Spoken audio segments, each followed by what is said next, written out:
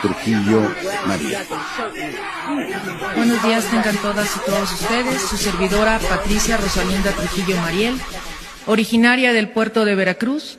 Ingresé a la Policía Federal el 16 de septiembre del año 2009.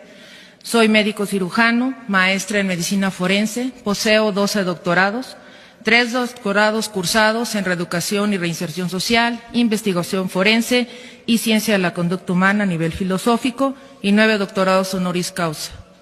He generado estudios en 34 diplomados, soy autora de 28 libros, coautora de 6. He participado en la realización de planes, programas, proyectos y protocolos de actuación y he desarrollado modelos homologados a nivel nacional que han generado la realización de nuevas competencias, precursora en el área de la certificación y acreditación en el ámbito policial, primera mujer en ser distinguida con el cargo de